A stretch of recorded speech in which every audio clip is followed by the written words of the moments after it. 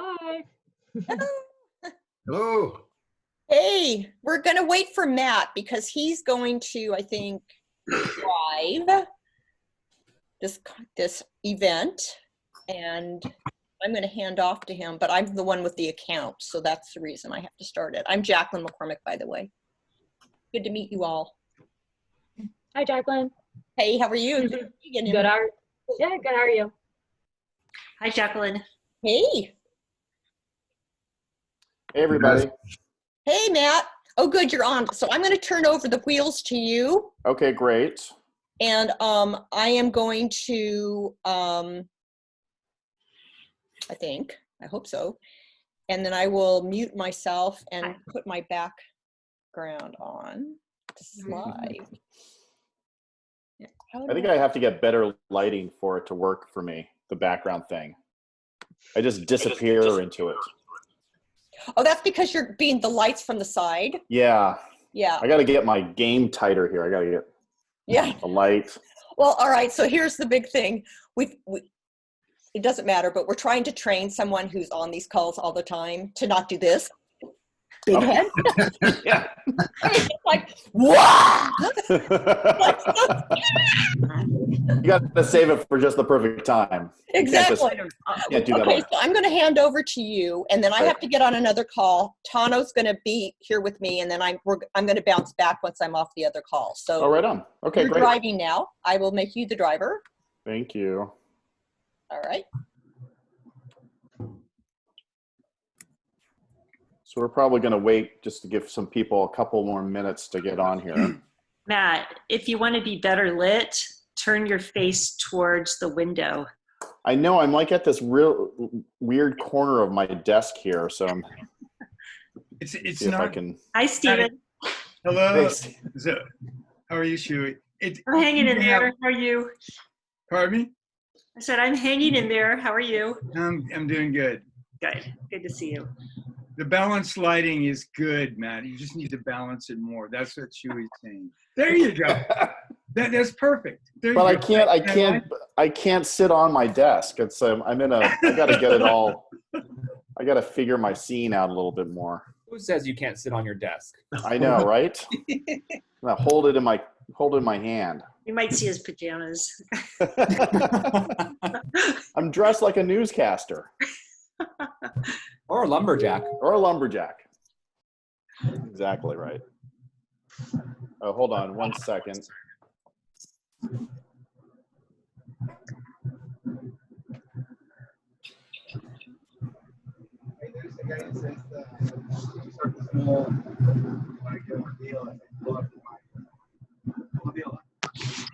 Okay, so we've got Christy on. So I'm going to go ahead and just kind of kick things off. Well, let me give it 5 more minutes. Let's give it 5 more minutes. Can we do an introduction? Yeah, we can definitely do an introduction. So this is the core group that got here early enough, so we can introduce ourselves. Christy, would you like to kick it off? It's Kirsty. My husband Jeff and I own the Framers Workshop at Telegraph and Channing. Great. Ben? Yeah. Ben Rosenthal? That's me. I'm Eyal, and I'm Yalis. Where are you coming from? Give us a little. Sure. Ben Rosenthal. I coach Mac users. I'm based in South Berkeley. Oh, right on. And let's see. Lynn, nice. Hi, my name's Lynn. I own Labels Luxury Consignment Shop. We're in the Elmwood district of Berkeley, as well, Walnut Creek. Great. I love those frames. Eyal? Hi, I'm Eyal from Yali's Cafe, right by the UC Berkeley campus. Great, thanks for being here. Anne Marie, do we have you? Yeah, I'm here. Can you hear me? Yep. I'm Anne Marie, and I own Grove Street Kids and Women's Resale Shop in North Berkeley, across from CVS. Oh, great. Let's see, who else do we have here? We have Jed. Yeah, hi, I'm Jed Reif. My wife owns Smoke Berkeley, and I do too. It's a barbecue at Spats Bar, and family-owned business. And I'm also representing my film production company, which I've had in Berkeley for 31 years. Jed Rife Films. That's great.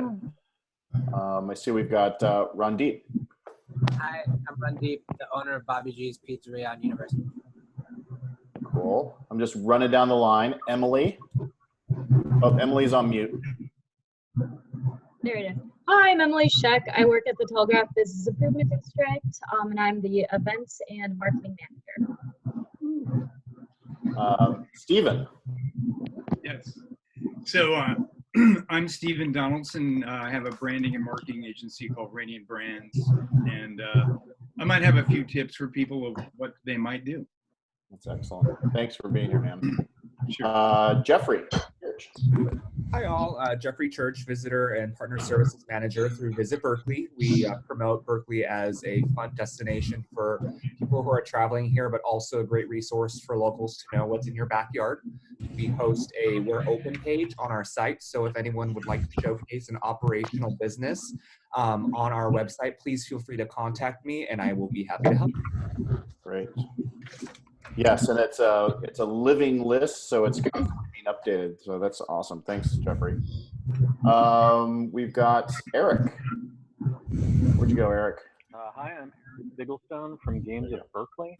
Let me request. It sounds like someone has music playing in the background on their audio feed. If whoever that is could mute their microphone for the time being. There we go. Mm-hmm. Perfect. Thank you so much. Thank you. Okay. Yeah, because I've been handed the reins from Jacqueline, I don't have the ability to mute everyone. So if you're not talking, go ahead and just mute yourself, and then I'll be able to get a hold of the people that are presenting. So basically, let me just run down a quick some parameters of what's going on. So basically, we're going to be here from 2 to 3. We've got a great group of merchants that will be presenting, and then let's see. Hold on one. Let me just put every. We are all muted.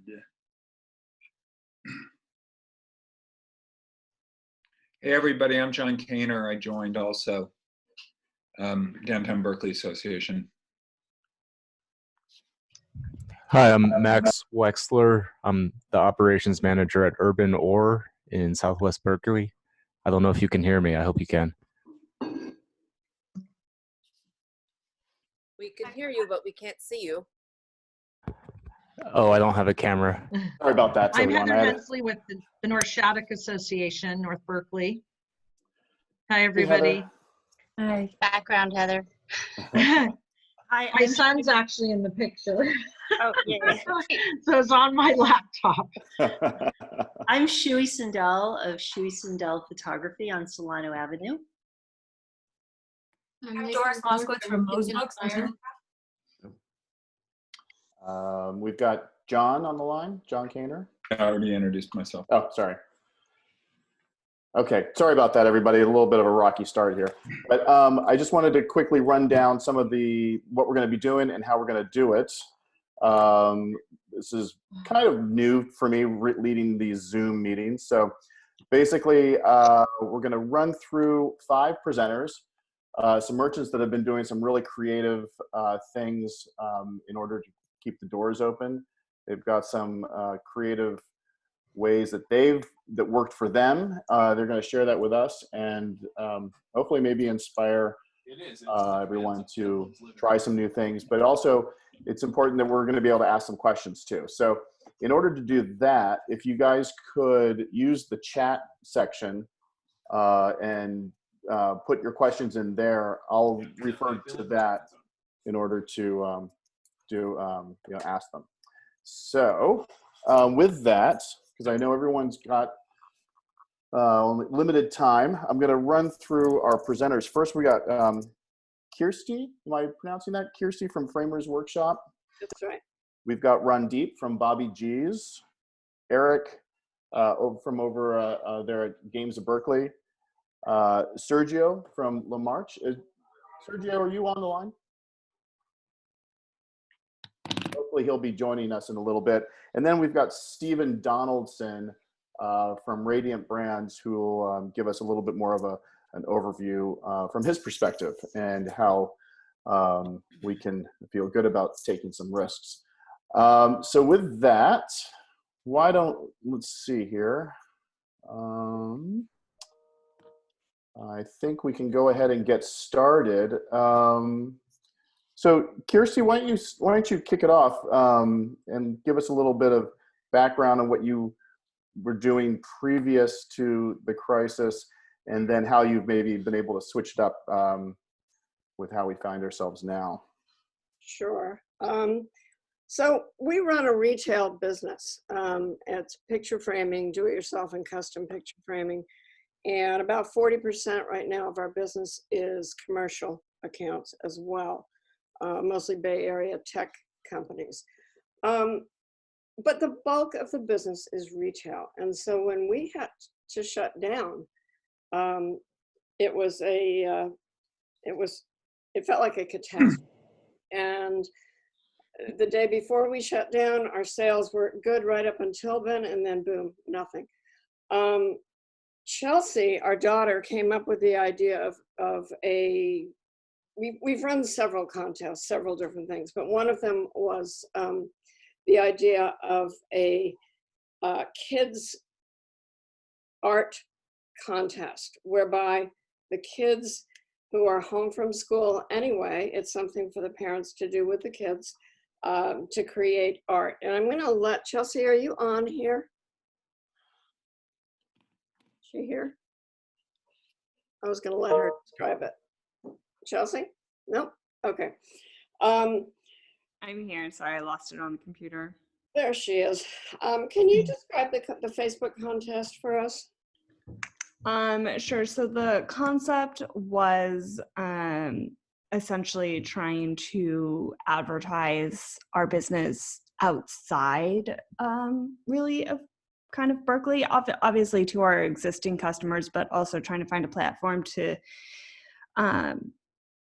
let other people know who we are. And so, we're in obviously a different unique situation where we can frame kids' art, and everybody's trapped in their houses with their kids. So we figured the kind of focusing it on something for the kids was a good way to go with that. So we ran it on Facebook, and we just advertised it through our newsletter, but also through different Facebook groups. I personally live in Benicia, and so we have something called Benicia Happenings within our city. And so I posted it on that, and I Facebook messaged a few of the local newspapers that are on Facebook, just saying, hey, would you mind sharing this? It's free, it's just something for the kids. And one of them ran it. So we had about 15, maybe 20 entries, and we just ran it on Facebook based off likes. So it wasn't anything we were judging. It was just, so basically the more you share the page, the more your kids' art will get exposed, and in turn we will get exposed. So we ran 2 age groups, and that was basically it. I mean, it was pretty simple. People emailed me their submissions. I put them on our Facebook page, and it just, I think, gave us a little bit more exposure. I wouldn't say anything crazy, but the 2 winners will get something free, their artwork custom framed once we open back up. And then for everybody who entered, we mailed them a $20 gift card to our store, which, to get something framed, it's a kid's art could probably cost somewhere between $40 and $50. So in turn, it should eventually bring in a little business, maybe something new. So it's really just shooting for the future. So with you guys, what was it? Primarily Facebook was the platform you've been using? Yes. So we don't use Facebook a lot, which was our kind of goal with this too, is, hey, can we try to advertise a platform that we don't use a lot? We have, I think, somewhere between 4,000 and 5,000 people on our mailing list. So it went out to them, but to actually participate, it was on Facebook. And that was also the goal, was maybe we get a few more people following our Facebook. And have you got more people following you on Facebook? Yes. Yeah, I think so. I mean, I think what we'll see is that once we open back up, I mailed each kid a certificate, so they got something actual in the mail. And so what I think we'll see is maybe some new customers coming in. Mm-hmm. Yeah, I think that's really key. I mean, I think everybody's been seeing their social media channels blowing up a little bit on this, well, during the past few weeks, because it's much easier to do things like this more quickly, and also to easier to update as well. So, but I love the bridging the social media with something in the mail. That's really cool. Yeah, we went with that because, I mean, kids love to get things in the mail. So just trying to, yeah. That's great. Does anybody have any questions for these guys, Framers Workshop? I think everybody probably has been doing a lot of I social can media. add in that this was one of several ways that we've been reaching out to our customers. And I think that that's really the most important part of this. If you look through when we look through our emails, even with the kids contest, even with people who didn't have kids, from our mailing list, people were writing back, that's a great idea. We ran one for the adults, which is currently going on right now. And we called it Art That Inspires You. And we've just asked people to take pictures of things that we have framed for them in their homes and tell us what brings you joy.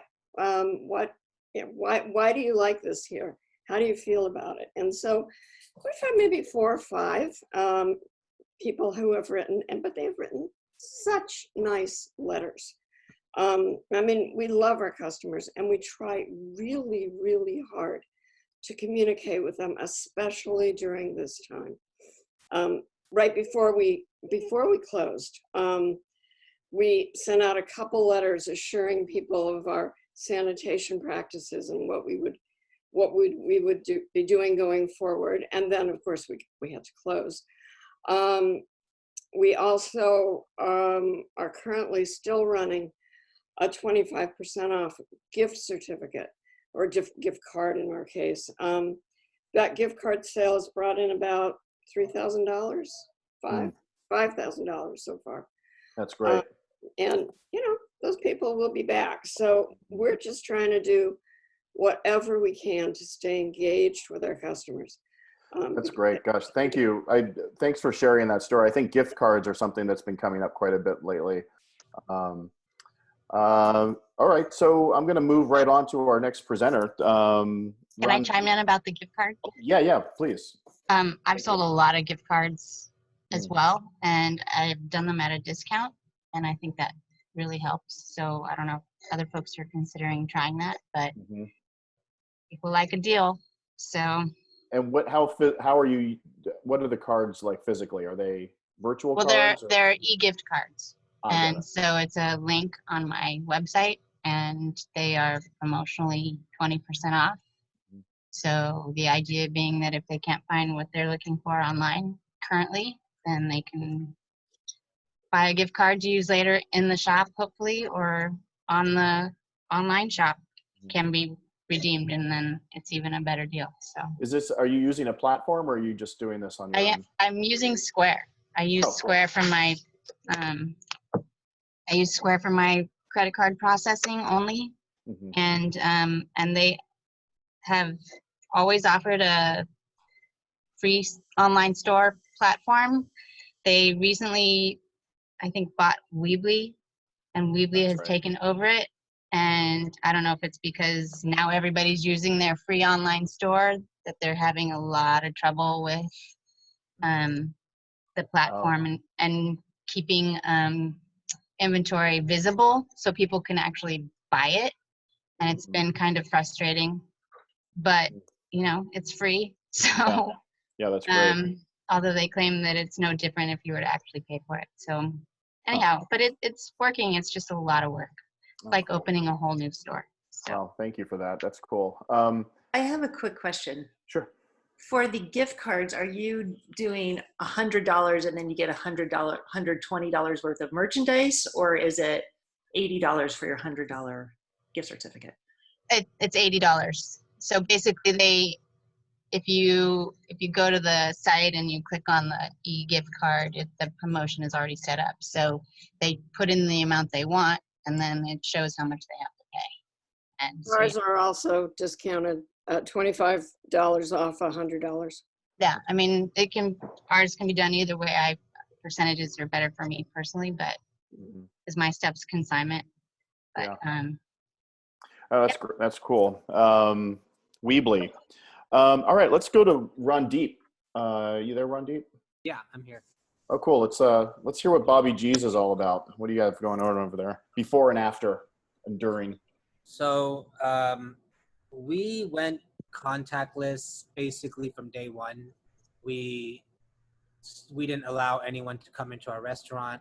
Other places would allow you to wait inside for your food or have a beer just while you wait. Not do any of that and just try to be as safe as possible. And I think that kind of hurt our business a little bit more than it would normally in the beginning. And we were feeling it for the first couple of weeks, and then we had an idea of starting a fundraiser, not specifically for our employees. It's more so for, I mean, it obviously helps our employees, but it was to raise money. And every $200 we raised, we would make and deliver 25 meals to a hospital.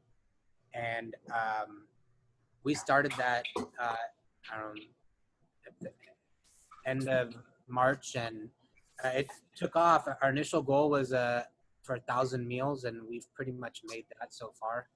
Wow.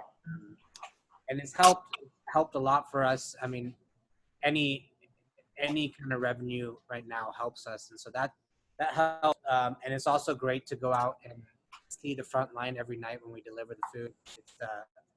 It's really cool, and we've been promoting it a lot on our social media, and it's given us a lot of exposure. I wasn't very good at social media before this, and now I have a lot more time on my hands, and I'm trying to focus more on it. And it's really interesting to be able to have a conversation with your customers throughout the day and get feedback from them and ask them questions and all that. So that's something that has been helping. My main goal right now is to just stay in people's thoughts, and the more they see Bobby G's on Facebook or Instagram, or think of us when, I don't know, we come up in conversation, that will help us get through this. And afterwards, hopefully, people continue to keep us in mind. That's the biggest thing that we've done. It's been great. And this has been through GoFundMe? Yeah, so we started a GoFundMe. GoFundMe is great. They don't take any cut. They take like 2% for credit card fee. Other than that, all the money goes to you. Can you put the link in the chat if you get a sec? Yeah. The other thing that I thought was great what you were doing is, because you have such great street view with your restaurant, that you've actually sort of put a physical sort of representation of what you've been doing right on the bar, which is I've been trying to like I said, from day one we were doing all these pretty strict processes that at first a lot of customers walked by and they didn't know why we weren't allowing people inside. We literally have a table outside our door and a sign explaining everything, like we're we're going to put the food on the table, and then when we do it, then you can come and grab it. And I've seen a lot of people just take photos of it. So it's, it's in people finding it interesting. Now you see a lot more restaurants doing that. But basically we had to just go all takeout. So I've been putting like all my menus and letters to like information, just taping them onto the front window so people can read them as they go by. Also, the ABC lifted the beer to go restriction, so we've been taking advantage of that, selling plastic cups with lids, Yeah, the photos of people picking stuff up has been awesome. Yeah, that's another thing. I want, like, again, stay in people's thoughts and like give people show our our social media following that, you know, other people are coming out and what they're getting. And yeah, it's been great. People have been super What about any of the stuff that you're doing now? Do you think you'll continue when things open up? Yeah, so a couple things. We launched a buy a friend a beer program, and so when you're in, you can online buy a friend of yours a beer, and then when they come in after the bird, hopefully they'll have a couple of beers waiting for them. And I'm going to be painting a wall on my physical board too, and so that we're going to keep going after this is all over. Also, I ordered a bunch of, so beer to go, we have these one-time use cups, which is kind of wasteful. I don't like using that kind of stuff. So I ordered a bunch of 24-ounce mason jars, and so I'm going to be starting to fill beer to go in that. Oh, cool. It'll stay a little bit longer in your fridge. And then also what I'm going to do after this is over is I'm going to say, bring that mason jar back and I'll give you $1 off a beer. And then, so our beer sizes are 16 ounces right now, but I want to start having a 24-ounce option. So those mason jars, as they come back, then hopefully I'll have a bunch of them, and then I can start selling beers in 24 ounces as well as 16 ounces. Randeep, I have a quick question. Yeah. I kind of think the horse is out of the barn on alcohol delivery with the state. I find it very hard that they're going to go back on that. I hope you're right. No, I just don't see how they can do it. So you may have a future whole marketing strategy right now. That's Yeah, no, it's something that I've been trying to work on before all this. I've been actually talking to the ABC and City of Berkeley for about 6 months about it. And I haven't been able to make it happen yet. And I even emailed the city basically right when this happened, like March 18th or whatever it was, asking like, can I have a temporary lift on that restriction of ours? And they weren't able to do it, but then the statewide ABC allowed it about a week later. So then I've been doing it. I'm really hoping we can stick with this, because we're a craft beer place almost as much as we are a pizza place. And so I want people to have an option of, like when they come and pick up a beer, to pick up pick up a pizza, to be able to pick up a couple of beers after all this is over too. I mean, we're not going to serve it like we do right now in the plastic cups, but like to have bottles and cans available. That's awesome. Thanks, Randeep. Does anybody have any questions? We've got a pretty rambunctious, pretty good chat room going on over here, so I want to make sure everybody doesn't miss. There's a lot of great links being posted over there. Thanks, Randeep. Yeah, for sure. Pretty exciting stuff, and great work with your Instagram is going nuts. Yeah, it's been fun. I've been enjoying it. Let's go to Eric Bigglestone, and then from Eric, we'll go to Stephen Donaldson. Hi, Eric, everybody. there you go. Yeah. So at Games of Berkeley, we're not only are we a retail store, but we're also an event center. And when the restrictions were being put on, they kept saying things like, okay, well, you can't have more than 50 people in an event at one time. And looking around at our actual event space, I had to really kind of calculate that a little bit more and say, okay, well, we actually can't have more than 25 people in our largest room. So we were trying to kind of stay ahead of that, of the official announcements. The weekend before the shelter-in-place order was sent out by the counties, I had already closed off all events, and I was getting alarmed by the number of people who were coming in to shop and being in close quarters with each other. Even in a big store like ours, we were seeing people coming in to buy games and jigsaw puzzles in holiday numbers, in Christmas time numbers. So that weekend, by the end of that weekend, I had already decided, okay, on Tuesday we're going to close. So I told the staff on Monday morning, we started to prepare for online shipping, curbside delivery, perhaps home delivery. And then at noon, that actual order came down from the counties, and the initial announcement didn't have a lot of details. So I interpreted it as, okay, you know what? We're just going to shut everything down, and we're going to close early so we don't endanger even more people as they come rushing in to get more things. So we closed at 4 p.m. rather than our usual 9 p.m. on that Monday. And we have not shipped anything. We haven't delivered anything. We haven't done any kind of curbside service. The only store-related income that we have right now is gift cards. Here, I'm gonna, my signal doesn't sound like it's all that great. Give me a second. I'll shut off my video feed. So we do gift cards, and we do, people can purchase items that are already in our inventory, but only on the understanding that they won't be able to be picked up or delivered until after we reopen, after we're given the go-ahead.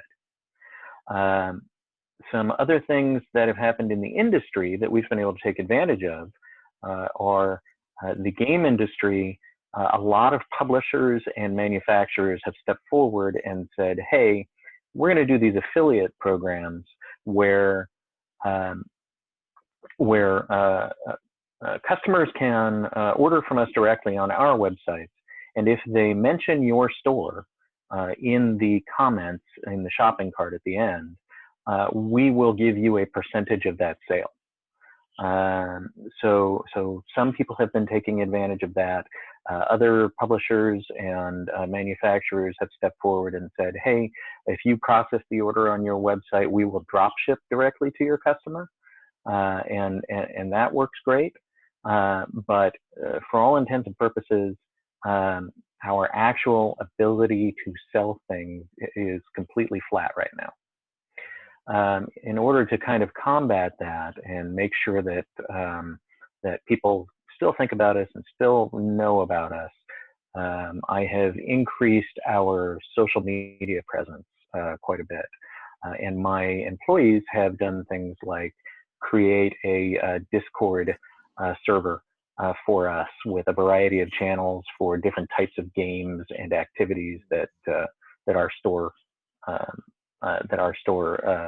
supports. We also have a Twitch channel where we are doing live streams of things like miniature painting. Tonight is our first online version of our open game night that usually happens on Thursdays. We're doing that through a combination of Discord and Tabletop Simulator, which is available through Steam.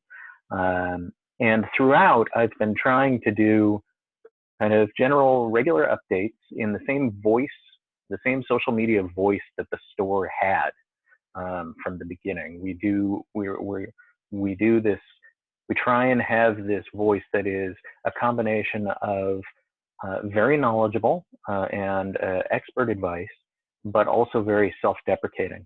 And so, for instance, when I decided it was time to board up the storefront to make sure that in our absence, there wasn't any vandalism or anybody trying to break in, I simultaneously posted on social media, hey, we're in the middle, literally right now, of boarding up the store. Here's why. And then and engaging that way. And then the very next day, posted a coloring book page of our store boarded up to try and engage people so that they could, color our store or make it look cool or give us suggestions for how we might decorate it when we come back. It's all That's about a great idea. Yeah, it's all about engaging the community right now. It's all about staying in touch with our regulars who come in and play games with us, with our regulars who buy from us, but also I'm doing some sponsored posts to to really try and catch the attention of people who don't know about us yet. So Eric, what are the things that you're doing right now that you think you'll still do once things open up? Well, to be perfectly honest, I don't think events are going to be a thing for quite some time after we're allowed to open up for retail. I'm pretty confident that events of the nature that we have, where people are in very close contact because they're playing games with each other, I think that we won't be allowed to do that for several months. And so I'm having to think about, okay, how do we continue to engage those folks? We can, when they come in and start buying from us again, we can direct them to our new online outlets, or we can give them suggestions for safe ways that they can play together at home. We can also do things like increase the table size in our play space. We can, instead of having, say, one 6 by 3 foot table, we can put 2 of those together so that you have much more space around the table that people are playing at. And I'm listening to a lot of people from across the country. I mean, I'm part of the Game Manufacturers Association.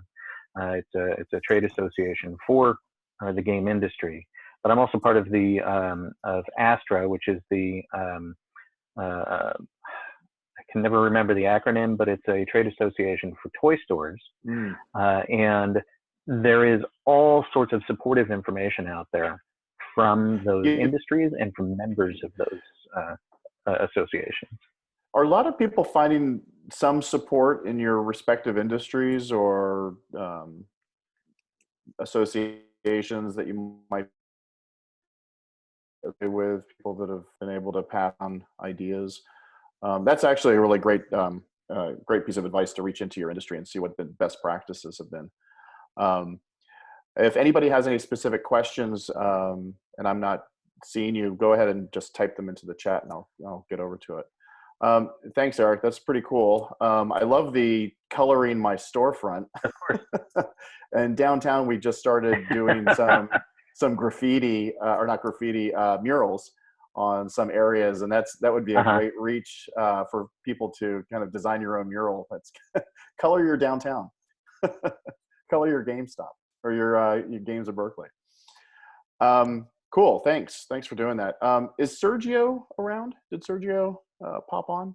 I don't think he was able to make it. He did send an email with some information and some protocol on what he basically suggests for others to do. So what we can do, Matt, afterwards, we can probably post it on the Facebook event, and then it's pretty lengthy. So instead of just reading everything, we can post what his suggestions were afterwards. Yeah, great. Thanks, Jeffrey. Yeah, he has a pretty great list. I mean, he's like circled the wagons in a big way, and using a lot of free platforms.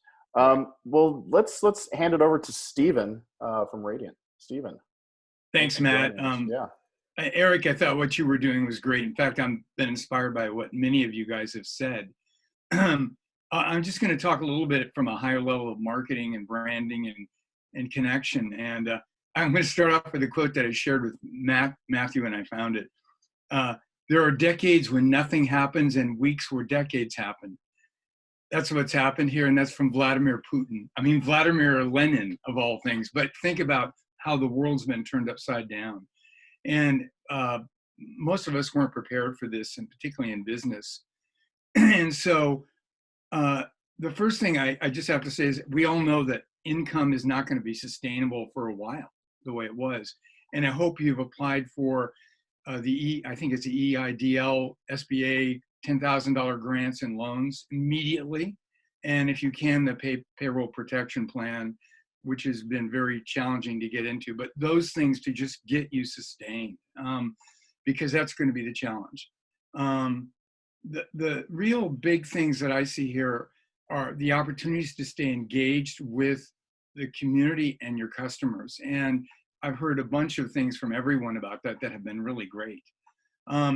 So the three things around that are, I really look at, well, particularly for businesses that are in-person engagement, you know, if you're dealing with people in person, how do you replace that? How do you stay in touch? And the key to that is really using online tools now that have been here, but we have not used a lot. For example, now we're on Zoom. In my business, I've had over 50 Zoom calls in the last week and a half with clients, with teams, and it's changed how we work with people, but we're still working. For retail businesses, it's challenging in that regard. So what I say is you have to sort of look at it in terms of pieces that you can bring together. If you have an email list, definitely be doing ongoing emails. I love Heather's emails from North Berkeley. She's saying, what's open? Literally just what's open, what's there. We need to know what's there and what's not. And that reminds us to not only support them, but to know what we like and we can go find. I cannot tell you the number of businesses now that have now signed up for online food delivery. And I think in the restaurant and cafe space and even the beer space, online delivery is fantastic. And here's a little secret that you can throw in. With every single thing you deliver, write a personal note. Have something printed, but add to it. Add something in it that lets them know you're thinking of them individually, because that's going to make them want to order again, whatever it might be. I think that's really important. And then posting to Facebook regularly about what you're doing, what maybe you're only doing one thing that you do 20 things in your business, or, you know, I know, Ben, you mentioned you do tutoring. You know, do short videos of what, you know, you do and post them. Post one after the other, 30 seconds, 1 minute, whatever it can take. You can use your Mac or your computer. Put those out on your network and put them on Facebook, because you're going to not only engage people now, but for the future. And that is what I think customers need to see, is that you're still around, what you're doing, how you're doing, and what you can do to run your business. What Matt shared with me from the Peruvian restaurant about what they've been doing is fantastic. You know, using online ordering, setting up websites up and partners to order things to go. I also think besides delivery relationships, I had a really great talk with Diana Gordon from Katera Hair Salon. She signed up for 3 different gift cards online, and I know Square offers one. Gift cards are really important because some people will buy, she had a customer buy a $1,000 gift card. Her only worry now is how many times she has to cut hair for people. But I said, no, people are supporting you through the gift cards. So give them that possibility, and GoFundMe campaigns as well. But I think that engagement part is going to be the key to everything. And if since everyone's doing nothing but being online when they're not working, the more you can offer them that's entertaining, engaging, unique to your brand is going to get them more involved in you. And that's what you want to do. I just think this is the key things that we have to do right now to be playing with our customers, staying in touch with our customers, and using what's unique about who we are for our businesses. Mm-hmm. So that's kind of the overall thing I would say to do. I'm not going to give specifics about social media. There's better experts at that than me and many of these other things. But all those pieces fill into that puzzle.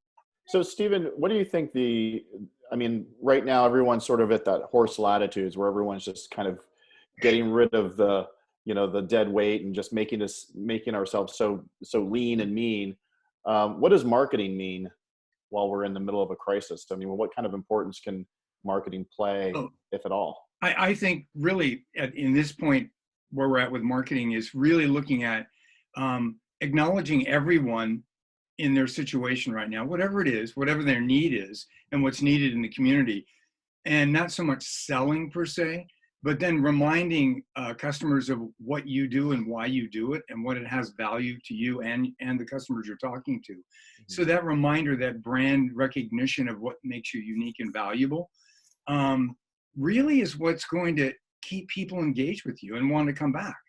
And anything creative and unique you're talking about, I think that's the opportunity to brand who you are. The COVID reset. Yeah, exactly. And actually, I do think this in many ways is a giant reset for small business. I think they're in the future way presence in online engagement and delivery engagement, along with the in-person engagement has to be more integrated because it's going to be somewhat of the expectation of how people connect with you.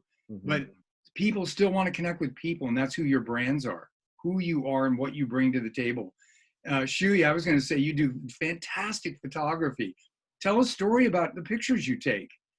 Talk about why this picture is this way. I want to know that, because that's why I would want to work with a photographer. I mean, those kind of things make the difference in terms of branding and recognizing what's unique and valuable. So, yeah, that's really important words. And I think one of the best ways to do this right now is social media. Yes, yeah, it really is. I saw a hand up, Laura. Let me unmute you. You're on mute. Can you unmute yourself? Oh, there you go. I'm unmuted. There you go. Laura, Yes. you had your hand up? Sorry. Is there a different Laura? I didn't mean to have my hand up. Sorry. Oh, sorry. Yeah.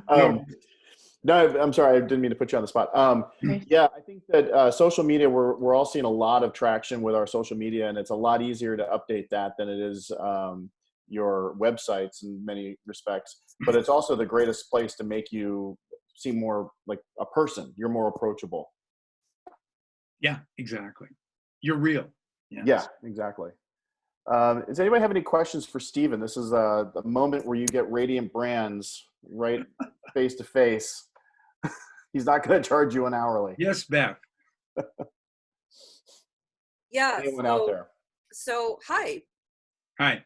So, I'm a body worker and a trauma therapist. So, mostly people come to me for touch. So, my income went from, decent to zero in a day. I am starting to do some remote consultations, and that's amazing that people are coming to me for that. And I've been spending some time, kind of changing my website and getting onto social media. Facebook, kicking and screaming. I have been a ghost. I don't want to do it. I hate Facebook. I'm doing Facebook. Yeah. What can you suggest for someone who's not just new on Facebook, but really, I honestly don't get the appeal of it. I mean, I get some of it, but the feeling Facebook gives me is not connection. So how do I use a medium that does not feel like connection to me to connect? That's a good question. That's a really good question, because Facebook is more slightly, I mean, although it's who you are, it's sort of a posting of what's interesting to you or what you're trying to share or be known for. And it has a certain anonymity about it, as opposed to a direct, I'm talking to you personally about something. I think the opportunity for what you're doing and what someone doing a personal engagement kind of thing, whether it be physical therapy, personal therapy, or body work, is to again use it as a story medium about what you've been doing and what matters. Medium. Pardon me? A story medium? Is that Yeah, what say, when I worked with so-and-so, here's some things I did, either in video or sharing some visible images and saying, this is how I look at these kind of issues. Or right now, you mentioned trauma. Yeah. I think a lot of people are going through trauma. Yeah. If you can talk about some great practices, look at it as offering and sharing. And then, you might look at asking, or I don't know if you want to make it as public in Facebook, depending on who's following you, to sign up for some things like this. Create your own Zoom call. Yeah. I mean, I think you'd be great. Well, what I put it in the chat book, and one thing I'm planning to do, and it's going to take a little while because I need to develop the curriculum, but a lot of people are stuck at home with only their families. So how do you use touch in a skillful way? I bet people would like that. That's great. Yeah. And then some people are home alone. Yeah. What do you do when your human need for touch cannot be met? That's really great. Those are great examples. So I'm on the right track, you think? Yeah. Yeah. And either short YouTube video or posted video to Facebook in regard to this could be really useful and very helpful. A video. Yeah. Yeah. You're articulate. You look nice. You sound like you know what you're talking about. You'd be great. And we have these, and these are, you know, basically Exactly. the Right. best medium. I mean, I'm sure everyone has a better phone than I do, but Not me. I think that these are amazing tools for sure. And it is hard to kind of get over that hump of the impersonal, to make the impersonal personal. But yeah, in a sense, we're all becoming really storytellers even more than we have. Yeah, Laura. Right. Or Shui. So I, like many photographers, like to be on the other end of the camera, but I've decided that what the heck, I have something that I can share with people who are stuck home alone with their phones and their cameras. So I've started making these really stupid little videos about things people can do to take photos. Great. That's great. That's great. And, you know, I've given up feeling egotistical about all of this. So Stephen, the other thought that I was having is doing little teachings for people, like a split screen thing. I'm friends with a videographer, and so many people are doing home videos now. I thought maybe she could be my guest, and I could interview her about how people set up a home studio. And that could then be a teaser for people to want to launch into getting to know her better and work with her. I think that's a great fantastic. idea. I think that's great. Anne Marie, you had a comment. Yes, well, I'm sorry I didn't catch the last gal's name, but I'm not a huge fan of Facebook either. But I use Instagram. Yeah. And I like Instagram because, like a lot of moms, I like to see pictures of my family or my friends and other people's family and friends and whatnot. And so I actually got involved with that very early on, it feels like now, but you have the option to post directly to Facebook through Instagram, which I find very helpful because then I don't even have to go to Facebook. That being said, if people do comment, then, you know, I do like to make sure I receive that. But the advantage of Facebook and that is that Facebook at least keeps all your comments and interactions with folks in one place, which is kind of nice. Mm-hmm. The other thing I was going to say that I've just learned from this particular experience is as much as I enjoy talking to people in my shop, I'm not someone who likes to video myself. I find that fairly awkward. But that being also said, I think the people, especially now, really enjoy that. Like they're feeling like they're connecting to you.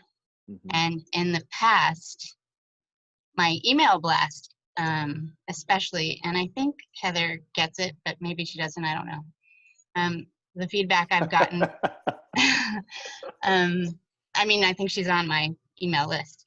The feedback I've gotten from my customers is that they like my emails because they feel personal. And I think that's the thread that runs through the whole social media bit, is that they like to feel connections. The That's challenge, the successful ones, definitely. right? And the challenge for me has been maintaining that these last few weeks while trying to get my shop online, because that is feeling like a morning till night scenario. The last thing I wanted to say, and this is random, but I am on Twitter, and I am way more active on my personal account than I am on my store account. But I made a random comment somewhere about how, you know, us small business owners are really, you know, hoping to pull through this, and totally someone random commented saying that they wish me great luck, and if I needed any help with social media, to let them know. And I was just like, she's like, normally I work with nonprofits, but why not help small businesses too? And I mean, I have to say, I was just absolutely stunned at what seemed like a tremendous amount of work to study my social media and my website and et cetera, et cetera. And she gave me a lot of feedback about what makes the most successful posts, Instagram and or Facebook. Like, the amount of words that capture the people. Like, you put way too many hashtags and the percentage of hashtags versus the percentage of what you actually write, like all that stuff that I never thought about. Yeah. And I'd be happy to share that with everybody. If there was I mean, it's an email to me, so I don't, I can copy it and paste it somewhere, but yeah, I mean, if That would be great, Emery. In fact, if anyone has anything additionally that they want to let everyone know, we'll keep Emily. We'll keep the Facebook event page live, and please deposit anything in the discussion there, and we can keep this going. I know that there is a bit of talk about making these merchant forums into a series. Basically, we'd do a few more after this, and if everybody has some feedback as to what some topics might be interesting to everyone, again, go to the Facebook event page and leave us some feedback there. I know we're about to close up really quickly, but I did want to mention to everyone the Berkeley Relief Fund is still happening. It's still in action, and we really would love everyone's promotional efforts. Obviously, the more money we can get in, the more money we can give out. Go to berkeleyrelieffund.org. You can get linked over to the YouTube channel. There's about a little over 100 videos of local merchants.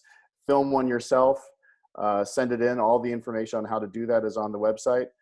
There's also a great Facebook page for those of you who want to get into Facebook. There's a lot of information there. So it would be great if you guys could help by posting some videos, talking to your neighbors about Berkeley Relief Fund. Again, this is for small business, arts organization, and renters in Berkeley. So it's an incredible program and a great way to show some support to the people who are hardest hit by this. And it's a direct line.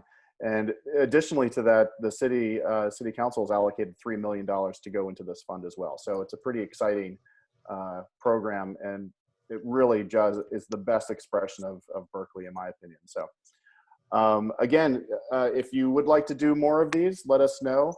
And I put my email in the chat room if you guys want to direct email to me, or throw some information into the Facebook event page. So, Thanks, Matt. Thanks, everybody. Thank you. Thanks to all the presenters. Thanks to Eric and Kirsty, Stephen, and Randeep. And we'll talk soon. And the dog. Thank you. All right. Thanks, everybody. Really nice to meet you guys. Everyone. Bye-bye. I was trying to post my email address for the social media stuff, but it keeps saying privately. Oh, posting it on the page. Is it posting for everybody to see? There it is. Let's see. And hey, Jeff. Hi. Lynn from Labels and Dan from Revolve. Nice to see you. Lovely to see you too. Yes, and if anyone, has any listings that they want to be on the Visit Berkeley website, it's completely complimentary. So if you are a business that is operational, doesn't mean your doors have to be open, but if you're selling anything through online merchandise, if you are able to do delivery, please feel free to reach out to me and get your complimentary listing on our site. And then another point too is we have an event calendar. So we feature events on that open page. So let's say you want to do a virtual session, for example, Beth, and say that you want to do a complimentary 30-minute session for anyone who wants to join to say how they can stay connected without physically being connected. We can make that an event, put it on the event calendar, and then people can contact you afterwards and say, hey, this was great. I can do private one-on-one consultations afterwards. So creativity is what comes out of adversity. And I feel like we're all really trying to break the mold and find ways to help our community together. And I think, Stephen, you're absolutely right. Marketing is so important right now. And I think one of the biggest things that Berkeley has always had going forward is that we're very community driven. So collaborating with each other too. I know that if you have another business that's next to you and say you're an online shop and say, hey, if you bought something somewhere, get a coffee free, and then cross promote that way, being able to share your bases together and getting people to understand and know what's out there. It's really important to cross promote and help each other out and collaborate. So just know that we're all here in it together. And thank you so much, Matt, and everyone who presented and putting this together. It definitely should be a series because well past this shelter in place, we're going to need to really have a really big Berkeley bounce back. And we're going to bounce back strong because that's what Berkeley does. We're a community and we're resilient. Thanks, Jeffrey. That's great. All right. Thanks, guys. Thank you. Thank you. Bye.